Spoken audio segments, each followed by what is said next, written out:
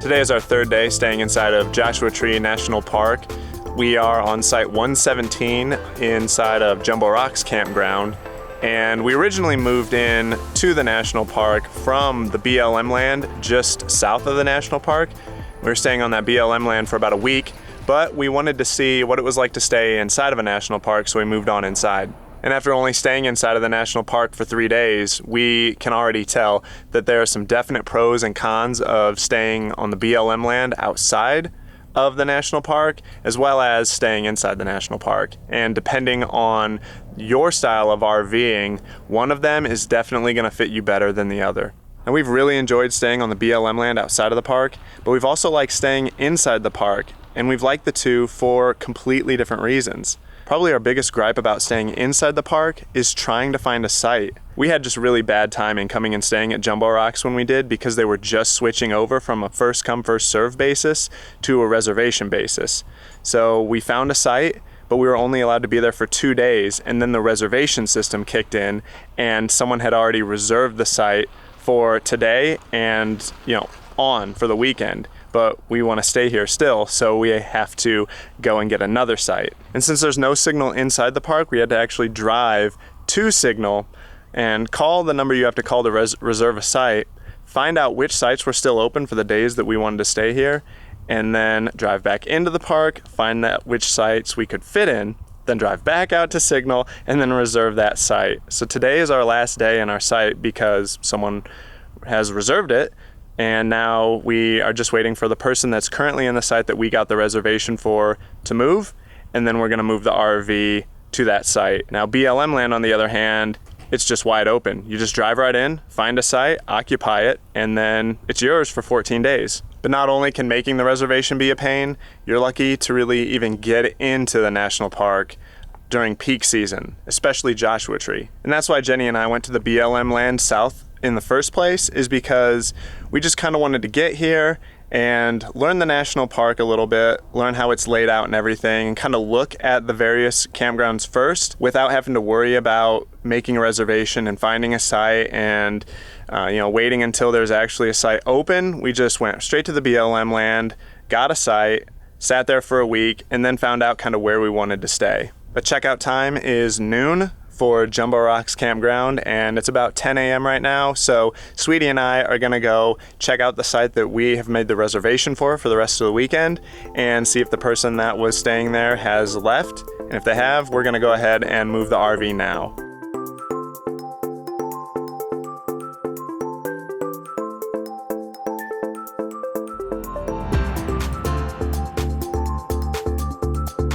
So just check the site that we have a reservation for, and they're still in it, but they're getting ready to leave, which is good. It's about 10:30 now, but they have till noon to actually leave. So I'm gonna head back to the RV and start getting our rig ready to move, so that when they're out, we can just move right in, and then we can go out and venture. But just walking around inside this campground, you can really see what the biggest pro of staying inside the national park is, and that's that it is just incredibly beautiful in here. These rock formations are everywhere. There are Joshua trees all over the place, and the scenery inside the national park just blows away the BLM land to the south. The BLM land is just basically desolate desert, so there's not a whole lot to see out there. And what's really great is that the campgrounds themselves are scenic enough and beautiful enough and large enough to warrant exploration just of the campground itself. Jenny and I have adventured all around the Jumbo Rocks campground, and it's incredible here.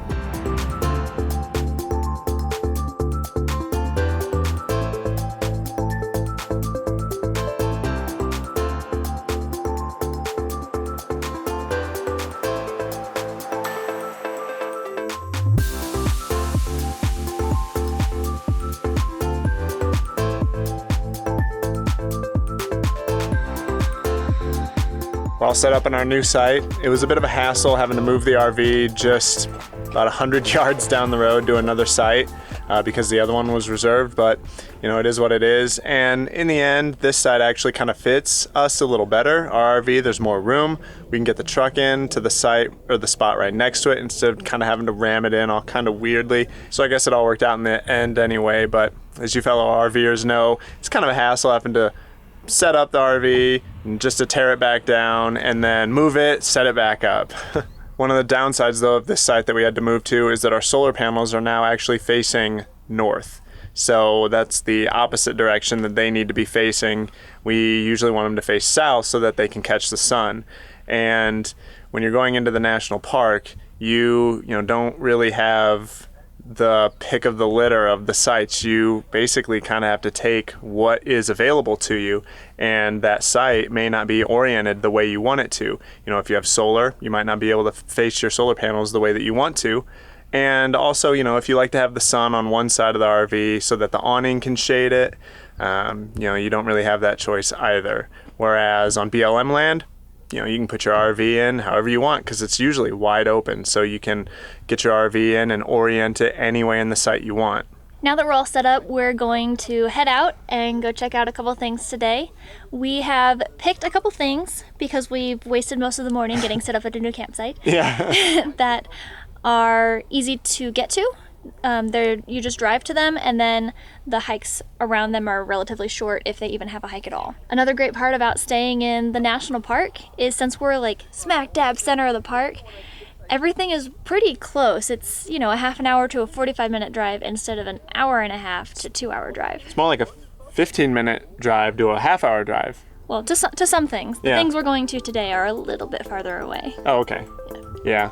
But yeah, staying out on the BLM land, it was like an hour and a half. It was ridiculous. Yeah, crazy. Yeah. All right, ready to have some fun? Yeah. Let's do it. All right.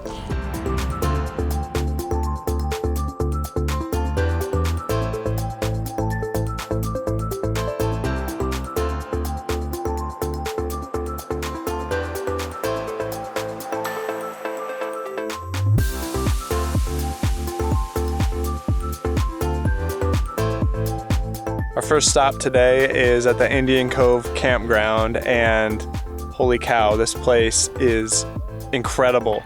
The jumbo-ness of the rocks here puts Jumbo Rocks Campground to shame.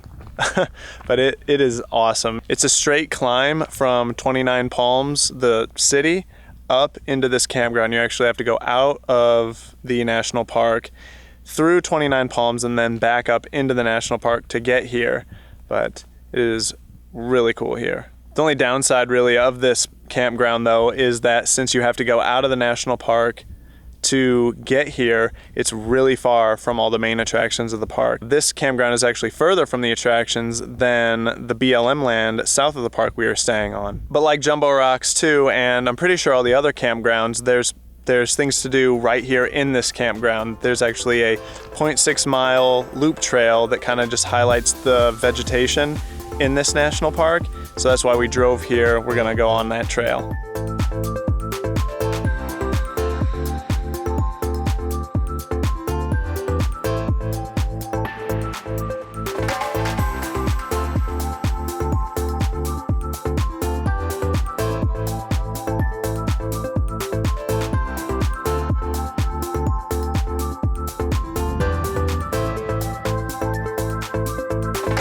What are you reading about? Rabbits? Min bun? No, not bunnies like our chunky bunnies, but cottontails and jackrabbits, actually. A male donkey is called a jack, and a jackrabbit has really big ears like a donkey, and so it's theorized that the name jackrabbit comes from donkey ears. Very educational. Yeah.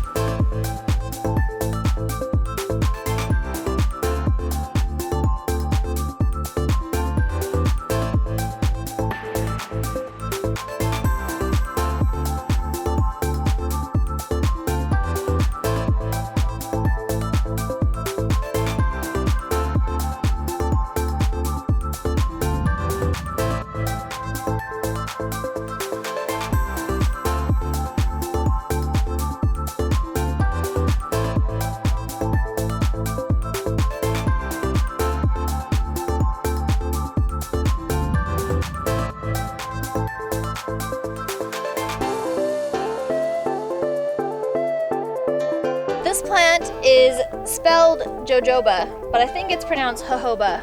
I'm not really sure on that.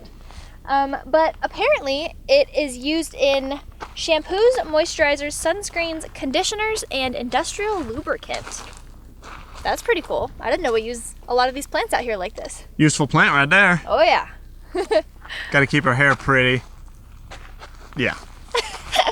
So this little wood pile right there in the rocks is made by a pack rat or a desert wood rat. And it says it's a collection of non-essential items, and they actually urinate on the things they find, and it acts as a preservative. And some of the things in there can be as old as 50,000 years. This says that the pack rats unintentionally archive past cultures, ecologies, and evidence of climate change. That's pretty cool. This hike has been very cool. We love learning about the vegetation, especially desert vegetation, because it's so different from where we're from.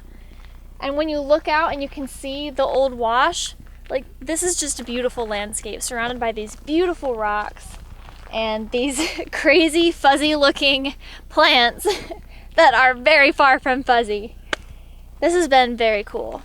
Jenny and I love hikes like this where you're just kind of immersed in nature and there's plaques around to teach you about the stuff you're seeing on the hike. This one, like I said, was all centered around the vegetation found in the Mojave Desert. In this area, Indian Cove was named that way because this part of the desert was used a lot by the Native Americans. They found a lot of nutrients here, water, enough animals that they could hunt and sustain themselves, along with getting nutrition and useful resources from desert plants. But this short 0.6 mile nature hike was easy enough that anyone could go on this, and I highly recommend it.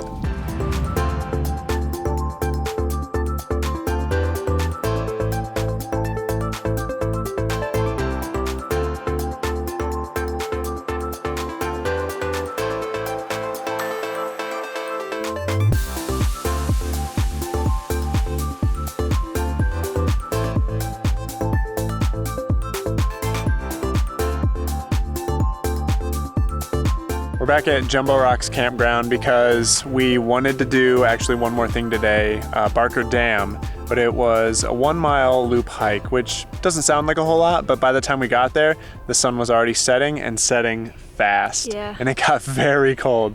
As soon as the sun went behind the mountains, incredibly cold. So we were like, dang it, all right, well, let's just go back to our campground and just kind of explore around Jumbo Rocks because there is just a huge amount of area around the Jumbo Rocks campground that you can just hike around in, climb the rocks, explore. Yeah. And another great part about staying in the national park in one of the campgrounds is that this campground itself is a place you can explore. I mean, this is awesome. You can climb the rocks. There are people here climbing the rocks everywhere, getting a beautiful view of the sunset. And the atmosphere is just awesome. You can smell, the campfires in the air, and people are just laughing and having a good time. It's definitely a cool experience. Yeah, there's just that intangible, lighthearted atmosphere to staying in the campground. But the BLM land, completely free. And that 4G signal, we are really missing right now. You got 3 to 4 bars of strong 4G signal out in the BLM land.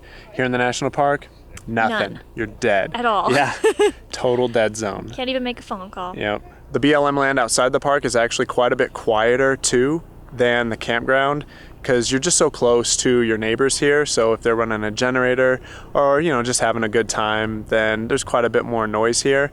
The good thing is there are quiet hours here though. And the campgrounds also have amenities. There's the bathroom and there's also trash. So you don't have to drive out of the campground to dump your trash. If you're on the BLM land, you do. You got to drive somewhere that you can throw your trash away at. Another huge plus to staying in the national park is the sites are typically level. We barely had to level our RV at all, even just the teensiest amount. But on the BLM land, it's really hit or miss if you find a level spot. It's really hard to find a level spot. There are some BLM places that you can find a good level spot at. But on that note, weighing all the pros and cons, for a national park, staying inside versus outside, I personally would probably choose to stay inside again, especially if it's $15 a night or less. Main reasons I would choose to stay inside of a national park versus on the BLM land outside of it is mostly the scenery, the beautiful scenery inside the park. Now, it may just be that the south side of Joshua Tree just doesn't have as much, and maybe the north side does. I don't know, we haven't been there. But also, how close we are to everything is just so nice. I would have to agree with Jenny too. If I had to choose again, I would stay inside the national park also. There's just something about it. You just feel like you're more a part of the national park, like you're more connected with the national park itself. It just feels really good staying inside the park. It's incredibly beautiful, and it's just great how much there is to do, how much there is to see and explore just in your campground alone. But it is really nice that that BLM land is in such abundance just south of the national park, because it is really hard to find a site here. So if you don't want to deal with any of that, then you can just drop anchor down at the BLM land and either stay there or wait for a site to open up and you can make your reservation. So you may have noticed in this video that I'm wearing a brace on my wrist, and it's nothing. She broke her wrist. I didn't break my wrist. Stop it. I didn't break my wrist. I have a ganglion cyst or something in my wrist, and it flares up every now and then. It's between a bone and a tendon, and so it pushes on my tendon. It makes my hand burn, kind of like tendonitis would, and it makes it hard to bend it. So when it flares up, I just wear a brace. I can get it removed someday. Maybe I'll do that someday. I don't know, but it doesn't flare up very often. But it did today, and it's hurting, so I had to wear my brace. But don't worry, it's nothing serious, I promise. I didn't break my wrist. Yeah, sorry, she didn't break it. If you like this video, be sure to give it a big thumbs up. And if you want more videos from us, go ahead and subscribe. And if you want more details on what we did today, go ahead and check out the link to the blog post in the description below. Catch you guys later. Bye.